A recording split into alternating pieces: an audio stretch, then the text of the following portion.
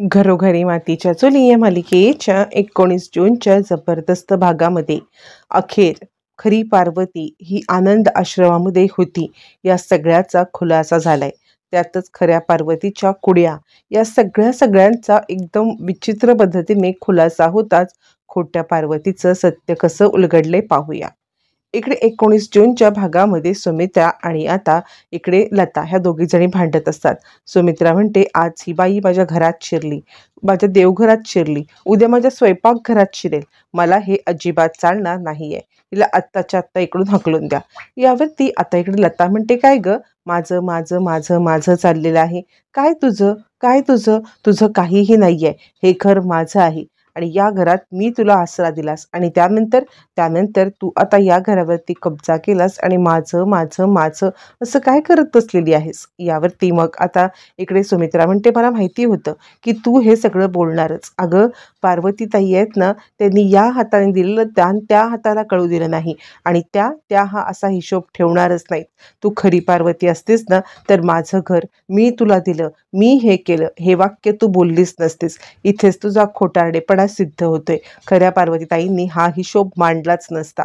त्यावरती आता इकडे ती सांगते, हे बघ, तू तुझी मुलं यांच्यापुरतंच बघ, ऋषिकेश माझा मुलगा आहे। यावरती सुमित्रा सांगते, हे बघ, ऋषिकेश सुद्धा माझा मुलगा आहे।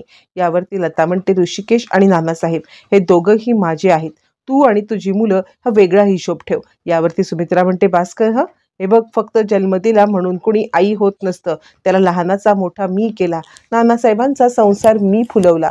इतकं जर का नानासाहेबांच्या सोबत तुला राहायचं होतं तर मग हे सोडून जाण्याची गरज काय होती। एवढ्याशा तान्ह्या ऋषिकेशला सोडून निघून गेलीस आणि आता नानासाहेबांवरती इतका मोठा भार टाकून गेलीस। तुला काहीच वाटलं नाही की या सगळ्यामध्ये नानासाहेब कसे सांभाळतील किंवा काय करतील, ते एकटे कसं आयुष्य काढतील। आणि हा तू जर का विचार नाही केलास ना, तर आत्ता इथे परत येण्याची तुला काही गरजच नव्हती। म्हणजे कसं आहे ना, या सगळ्यामध्ये आता जो संसार तू टाकून गेलीस तो संसार मी फुलवला, मी त्या संसाराला मोठं केलं आणि त्या संसाराला वेली आल्यावरती आणि त्याला गोड फळं आल्यावरती ती खायला तू निघून आलीस। यावरती ती सांगते, हे बघ, मी तुला आधीच सांगितलंय मी का गेले होते, माझ्यासोबत काय घडलं आणि त्यानंतर मी इकडे का आले ते। मला पुन्हा पुन्हा हे सगळं सांगायला भाग पाडू नकोस। सुमित्रा, तू स्वार्थी आहेस। मी जे सगळं तुला दिलं ना, त्याच्यावरती तू आपला मालकी हक्क सांगतेस। अगं, मी तुला काही हे करायला आलेलीच नाहीये, मी फक्त माझ्या ऋषिकेशला आणि नानासाहेबांना भेटायला आले। इतके वर्ष जे एकटेपणा काढला तो घालवायला आले, तर तुला ते सुद्धा सहन होत नाहीये असं म्हणत आता इकडे लता चांगलीच सुमित्रावरती चिडलेली असते आणि सुमित्राची खरडपट्टी काढत असते। सुमित्रा तिला आता सांगत असते, पाच झालं, पण दोघींची भांडणं इतकी विकोपाला जातात, दोघीजणी कचा इतक्या भांडत असतात की नानासाहेबांना हे काही सहन होत नाही आणि बास करा, किती भांडाल तुम्ही दोघी सुद्धा शांत बसा। आणि सुमित्रा अगं, तू किती बोलतेस त्या बाईंना, तुला समजते का। यावरती सुमित्रा काहीच बोलत नाही आणि नानासाहेबांनी त्या बाई समोर आपल्याला ओरडले किंवा त्या बाईची बाजू घेऊन आपल्याला सगळ्यांच्या समोर ओरडले, हे आता सुमित्राला काही आवडत नाही। रडवेली सुमित्रा आता निघून जाते। त्यानंतर सगळेच जण हे पाहत असतात की नानांनी त्या बाईची बाजू घेतल्यामुळे सुमित्रा किती दुखावली गेलेली आहे। त्यानंतर नानासाहेब म्हणतात, अगं, ती पार्वती आहे नाही आहे ही गोष्ट नंतरची आहे, पण आपण तिला कसं वागतोय आणि काय झालं, ती पार्वती नसली आणि आपल्या देवखोलीत गेली तर त्याच्याने काही फरक पडणार आहे का, तुला काही फरक पडणार आहे का, असं म्हणत आता इकडे ते सुमित्राला समजवतात। सुमित्रा म्हणते, झालं, तुझ्या मनासारखं झालं ना, तुला आता नानासाहेबांनी मला ओरडायलाच पाहिजे होतं ना, घे, तुझ्या मनासारखं झालं, असं म्हणत सुमित्रा निघून जाते। बरं, आता सुमित्रा गेल्यावरती इकडे लता कांगावा करायला लागते, अरे देवा, काय चाललंय हे सगळं, मी तर माझ्या मुलाला आणि नवऱ्याला भेटायला आले होते, पण माझ्या बाबतीत जे काही घडतंय ना, ते माझा देव माझ्या बाबतीत का करतोय मला खरंच कळत नाहीये, देवा का असं वागतोयस तू, असं म्हणत ती देवाला आळवणी करायला लागते, देवाला विनवणी करायला लागते आणि या सगळ्यामध्ये रडत आपल्या रूममध्ये जाते। त्यानंतर ऋषिकेश पण आपल्या रूममध्ये येतो। जानकीला नाना म्हणतात, काय चाललंय जानकी, म्हणजे हे सगळं काय करायचंय, मला खरंच कळत नाहीये, कोण खरं कोण खोटं, कोण या सगळ्यामध्ये खरं बोलतोय, बरं सुमित्राला कसं समजवू। यावरती मग आता इकडे जानकी सांगते, नाना, तुम्हाला कळतंय का, तुमची बाजू जरी बरोबर असली, तुम्ही सुद्धा या सगळ्यामध्ये जरी कन्फ्यूज असलात तरी सुद्धा मला तुम्ही एक गोष्ट सांगा, की आईंचं काय चुकलं? त्यांचं या सगळ्यामध्ये काही चुकलेलं आहे का? त्यांना सुद्धा त्रास होणं साहजिकच आहे ना. अचानकपणे कुठली बाई येते आणि घरावरती हक्क सांगते, ऋषिकेशवरती हक्क सांगते, तुमच्यावरती हक्क सांगते आणि एक बाई हे सगळं सहन नाही करू शकत नाना. म्हणजे तुम्ही कितीही म्हटलात ना तरी मला सुमित्रा आईंची बाजू पटते. त्या या सगळ्यामध्ये जे काही बोलतायत ना ते बरोबर आहे. म्हणजे त्यांची सुद्धा बाजू तुम्ही ऐकून घेतली पाहिजेत. असं म्हटल्यावरती मग आता इकडे नानांना ते समजत असतं, पण काय करायचं कळत नसतं. इकडे तोपर्यंत ऐश्वर्या मुद्दामच सुमित्राचे कान भरण्यासाठी येते. सुमित्राच्या खांद्यावरती हात ठेवते आणि सुमित्राच्या खांद्यावरती हात ठेवल्यावरती सुमित्रा सांगायला लागते, की जानकी. यावरती ती म्हणते, नाही. म्हणजे तुम्ही कितीही एकाकी असलात ना तरी तुमची जानकी या सगळ्यामध्ये आता तुम्हाला धीर द्यायला येईल असं मला वाटत नाहीये. कारण काहीही झालं तरी सुद्धा तुमची जानकी या सगळ्यामध्ये आता त्या पार्वतीच्याच पुढे मागे करत बसलेली आहे. इतके वर्ष तुमच्यासोबत राहिली, इतके वर्ष सोबत राहून तिने आता तुमची साथ द्यायच्या ऐवजी साथ कोणाची दिली? तर साथ दिलेली आहे त्या पार्वतीची. मुळातच तिला आता या पार्वतीलाच घरात आणायचं आहे आणि तुम्हाला बहुतेक बेघरच करायचं आहे. तुम्ही सुद्धा जरा जपून राहा, कारण ती जे काही वागते ना मला तिची लक्षणं काही ठीक दिसत नाही आहेत. असं म्हणत ऐश्वर्या सुमित्राचे कान भरत असते आणि ती सांगते, पण एक गोष्ट मी तुम्हाला सांगू का? अख्खं जग जरी तुमच्या विरोधात राहिलं ना तरीसुद्धा मी तुमच्यासोबत कायम राहणार आहे. कारण आता मला खात्री आहे की ती पार्वती नाही आहे हे 100%. सारंग म्हणतो, हो आई, त्या कितीही खोटं बोलण्याचा प्रयत्न केला तरी आम्ही या सगळ्यामध्ये फक्त आणि फक्त तुझ्यावरतीच विश्वास ठेवणार. काहीही झालं तरी सुद्धा तू बरोबर आहेस आणि ती बाई नाहीच आहे पार्वती, त्यामुळे काळजी करू नको. ऐश्वर्या म्हणते, एक काम करू शकतो ना आपण, म्हणजे जर का आपल्याला सिद्ध करायचं आहे की ती पार्वती नाही आहे तर आपण एक काम करायचं की नकळतपणे तिच्या सामानाची झडती घेतली तर. सामानाची झडती घेऊन जर आपण पाहिलं तर तुम्हाला लगेचच कळेल की त्याच्यामध्ये काय काय सामान आहे, कसं कसं सामान आहे, किंवा या सामानामध्ये पार्वतीचं सामान कोणतं आहे हे जर का तुम्हाला कळलं तर 100% आपल्याला सांगता येईल की ही पार्वती नाही आहे. यावरती मग आता इकडे सांगायला लागते लगेचच सुमित्रा, तुला वाटते असं होईल? यावरती ऐश्वर्या म्हणते, का नाही होणार? मी तेच सांगण्याचा तुम्हाला प्रयत्न करते आहे. हे असंच होणार आहे. म्हणजे काही झालं तरीसुद्धा हे बघा, जर का ती पार्वती असेल तर तिचं सामान सापडेल, पण आपल्याला खात्री आहे ना की ती पार्वती नाही आहे. त्यामुळे तिचं कोणत्याही प्रकारचं सामान काही सापडणार नाही आहे आणि त्यानंतर मग नानासाहेबांचा सुद्धा विश्वास बसेल. सुमित्रा म्हणते, मला तुझं म्हणणं पटलंय. तू जे काही बोलतेस ते मला पटते. मी आत्ताच्या आत्ता नानासाहेब आणि ऋषिकेशला हे सत्य सांगते आणि त्या दोघांनाही सांगून टाकते की तिच्या आता सामानाची आपण झडती घेऊया. असं म्हटल्यावरती मग आता इकडे ऐश्वर्या सांगायला लागते, हे बघा, तुम्ही हार मानू नका. काहीही झालं तरी सुद्धा मी तुमच्या सोबत आहे. असं म्हटल्यावरती आता इकडे सुमित्रा म्हणते, बरं झालं ऐश्वर्या, तू मला तो विश्वास दिलास. खरं तर मी इतकी कोलमडून गेले होते ना, कारण मुळातच नानासाहेब आणि ऋषिकेश हे कोणत्याही क्षणी तिला पार्वती म्हणून स्वीकार करतील अशी मला भीती वाटत होती. पण बरं झालं तू माझी साथ दिलीस. तू या सगळ्यामध्ये आता मला खूप मोटिवेट केलंस. मी नानासाहेबांशी बोलून घेते आणि नानासाहेबांना सांगते. मग आता इकडे सुमित्रा नाना आणि ऋषिकेश यांच्याशी बोलण्यासाठी येते आणि पार्वतीच्या सामानाची झडती घ्यायचं असं म्हणत असते. परत तोपर्यंत इकडे आता ऋषिकेशला जानकी सांगत असते, ऋषिकेश काय बोलताय तुम्ही? मला अजूनही विश्वास नाही वाटत आहे की ती पार्वती आहे म्हणून. यावेळी ऋषिकेश म्हणतो, तू सांग ना, इतक्या गोष्टी आता घडतायत. आई त्यांना किती बोलली, त्या बिचाऱ्यांना किती वाईट वाटलं असेल, पार्वती आईंना किती वाईट वाटलं असेल. या पार्वती आई नाव आल्यावरती जानकी म्हणायला लागते, ऋषिकेश काय बोललात तुम्ही? म्हणजे तुम्हाला सुद्धा वाटतंय का की ती खरंच पार्वती आहे? ऋषिकेश म्हणतो, इतके पुरावे आपल्यासमोर येत आहेत, इतके पुरावे समोर आल्यावरती सुद्धा आपण कसं नाकारू शकतो की या सगळ्यामध्ये त्या पार्वती आई नाही आहेत म्हणून? तू सांग बरं. यावरती जानकी म्हणते, हे बघा, मला अजूनही 100% खात्री आहे. काहीही झालं तरीसुद्धा या सगळ्यामध्ये आता त्या पार्वती आई नाही आहेत. पण ऋषिकेश ऐकायला तयार नसतो आणि त्यावरती इकडे जानकी सांगायला लागते, हे बघा, तुमच्या या वागण्यामुळे सुमित्रा आईंना जास्त त्रास होऊ शकतो आणि म्हणून या सगळ्यामध्ये आता तुम्ही तटस्थपणाची भूमिका घ्या. अजूनही कोणतीही गोष्ट सिद्ध झालेली नाही आहे. असं म्हणत जानकी ऋषिकेशला समजवत असते. बरं, आता इकडे ऐश्वर्याने कांड करून आलेली असते की तिने सांगितलेलं असतं सुमित्राला की सामानाची झडती घ्या आणि तेच सांगण्यासाठी ती आता इकडे लताकडे येते. लताकडे आल्यावरती ती सांगायला लागते की हे बघा, तुमच्या सामानाची झडती घेतली जाणार आहे. त्यावरती मग आता लता म्हणायला लागते, काय सामानाची झडती? नाही, मग आता माझं काही खरं नाही आहे. माझ्या सामान बघितल्यावर त्यांना कळणार आहे ना की मी पार्वती नाही आहे. मग संपलं माझं सगळं. त्यावरती आता इकडे ती सांगते मला आता निघून जायला पाहिजे. या सगळ्यामध्ये अडकवण्यासाठी तुम्ही मला बोलवलंत का? तर मात्र इकडे लगेचच सारंग म्हणायला लागतो, अहो ऐका, का असं वेड्यासारखं करताय? यावरती ती म्हणते, नाही, मला आता जायलाच पाहिजे. तुम्ही मला या सगळ्यात अडकवलंत. यावरती ऐश्वर्या म्हणते, अहो अडकवलं नाही, मी जे काही सांगते ते ऐका. म्हणजे खरं सांगू का, तर मी नानासाहेबांच्या खोलीत गेले होते. ज्या वेळेला मी नानासाहेबांच्या खोलीत गेले होते आणि त्याच वेळेला नानासाहेबांनी म्हणजे ते एक पार्वतीचा फोटो होता.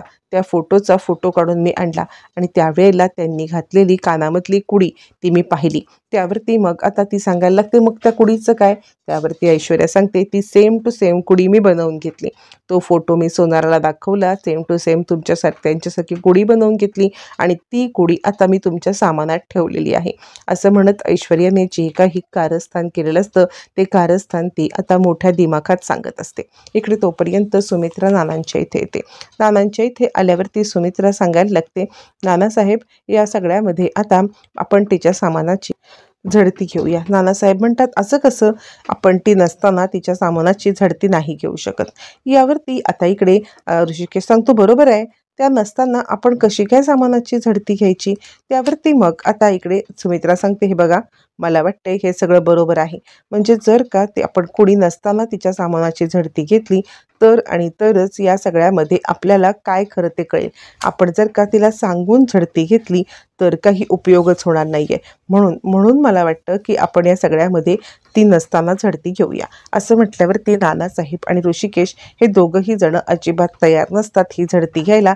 पण जानकी म्हणते, काय हरकत आहे, मला सांगा, जर का आपण आता व्यवस्थितरित्या झडती घेतली तर कदाचित काही गोष्टी आपल्याला सापडतील. असं म्हटल्यावरती मग आता सुमित्रा म्हणते, चला आत्ताच्या आत्ता जाऊया. जानकी, तुला पटतंय ना? जानकी म्हणते, हो. असं म्हटल्यावरती आता इकडे चौघजण तिच्या सामानाची झडती घेण्यासाठी जात असतात. तोपर्यंत इकडे आता ऐश्वर्या सांगत असते तिचा प्लॅन. ऐश्वर्या सांगते, ज्या वेळेला हे सगळेजण तुमच्या सामानाची झडती घेण्यासाठी जातील आणि त्याच वेळेला खऱ्या अर्थाने आता तिकडे कुड्या सापडतील. यावरती लता म्हणते, ऐश्वर्या, ऐश्वर्या, ऐश्वर्या, आहेस तरी कोण तू? काय म्हणजे हे सगळं करतेस ना? मला खरंच कळत नाही, या सगळ्या गोष्टी तुला कुठून कशा काय सुचतात मला खरंच समजत नाही आहे. म्हणजे तू इतकी हुशार आहेस ना? आणि आता त्या कुड्या सापडल्यावरती त्यांना 100% विश्वास बसेल की मीच पार्वती आहे. यावरती ऐश्वर्या म्हणते, हो, पण इथेच गेम संपत नाही, खरा गेम पुढे चालू होतो.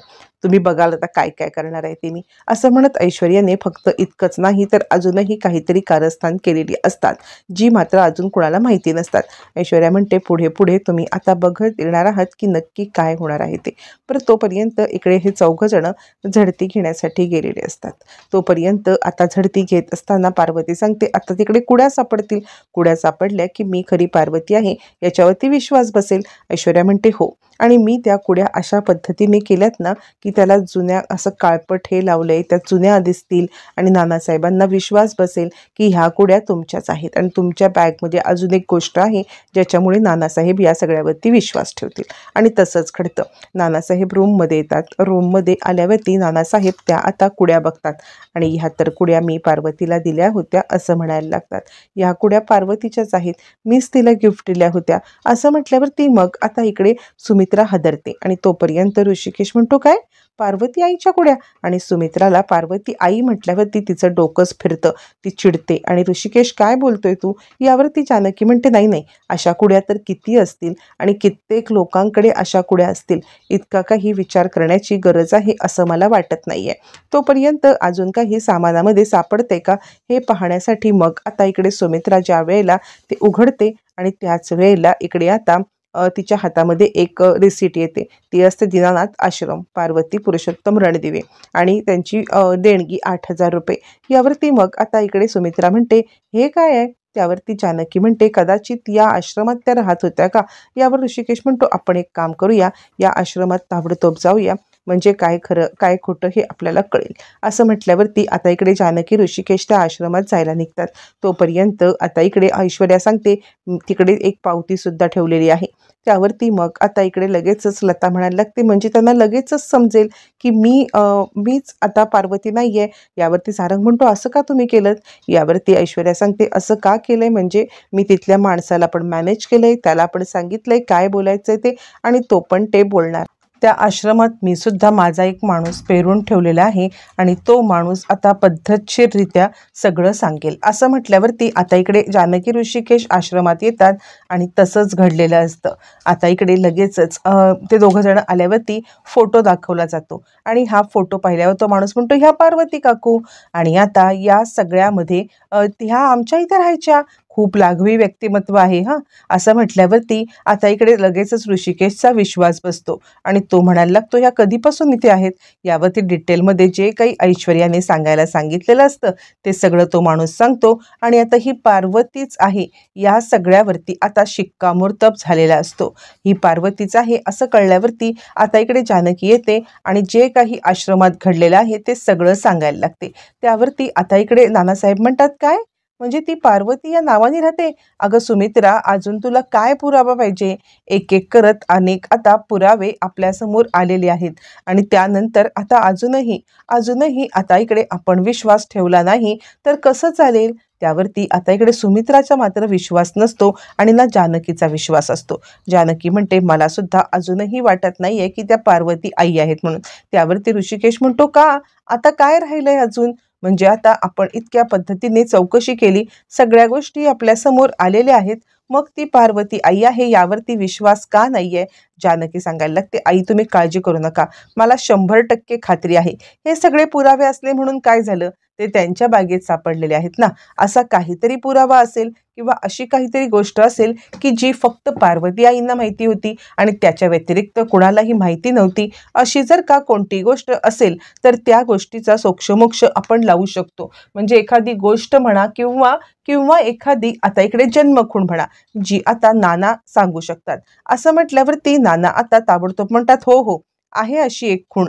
यावरती जानकी म्हणते, नाना कसली खूण? त्यावरती मग आता नाना सांगतात, पार्वतीच्या डाव्या हातावरती एक तीळ होता आणि तो तीळ पार्वतीच्या हातामधला फारसा काही कुणाला माहीत नव्हता, कारण तो काही दिसायचा नाही ना. यावरती आता इकडे हे बोलल्यावरती मग आता सुमित्रा सांगते, ठीक आहे, मग आपण ताबडतोब त्यांच्या हाताची झडती. असं म्हटल्यावरती मग आता इकडे त्या बाईचा हात पाहायची आता इकडे दोघं जण म्हणजे हे सगळेजण डिमांड करतात. मग आता नानासाहेब सांगायला लागतात, चला आपण तिचा हात बघूया, जेणेकरून तिच्या हातावरती तीळ आहे किंवा नाही हे सुद्धा समजेल. मग सगळेजण ज्या वेळेला तिला सांगतात, पार्वतीच्या इकडे समोर की तुमचा हात आता समोर करा आणि तुमचा हात आता समोर करून त्याच्यावरती तीळ आहे का दाखवा. पार्वती आईंच्या हातावरती तीळ होता. आता ऐश्वर्या डोक्याला हात लावते आणि आपण इतकं सगळं केलेलं प्लॅनिंग आता फुकट जाणार. त्या डायरीमध्ये तिळाबद्दल काही लिहिलेलंच नव्हतं. आता काय करायचं तोपर्यंत आता इकडे ती आपला हात समोर करते. ज्या वेळेला लता आपला हात समोर करते त्यावेळेला तिच्या हातावरती आता इकडे जन्मखुंटी दिसणार का? योगायोगात तिच्या सुद्धा हातावरती तो तीळ असणार का? हे मात्र येणाऱ्या भागातच कळणार आहे.